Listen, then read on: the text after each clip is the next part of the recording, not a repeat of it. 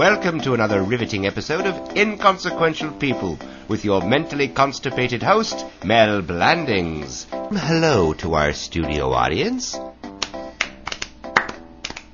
And, of course, our listeners.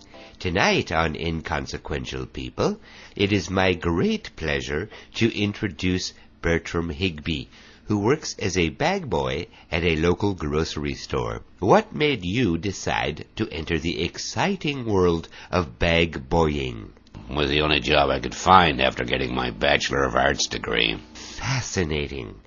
And how long have you been bagging groceries? 14 years. 14 long, stinking years. Well, after so many years, you must have a plethora of intriguing stories to relate. Plethora?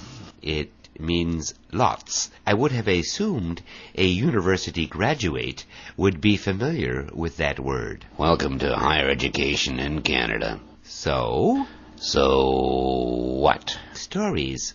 I'm sure our listeners are on the edge of their seats. There goes one now. Yeah, okay, intriguing stories. Well, let me think. Take your time, Bert. There's nothing a radio audience or a station owner appreciates more than what we in the business call dead air. This is good. There was this really fat lady, you see, who, Whoopsie! Sorry, Bert, but this is the CBC. We don't use the word fat here.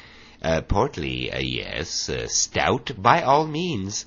But we never say fat.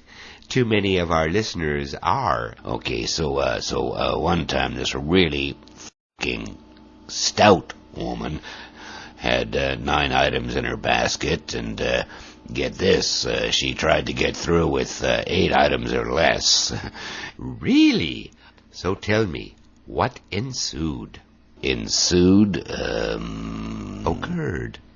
Gee, I don't know. I wasn't actually there at the time. I just overheard one of the cashiers talking about it, so I never got the ending. Okay, well, sadly, that's all the time we have today.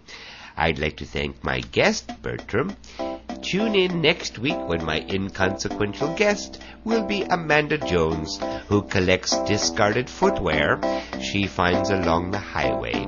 I'm Mel Blandings, wishing you a safe and inconsequential evening. Not much of a show, really, is it? True, but it is 100% Canadian. Well, yeah, that was obvious.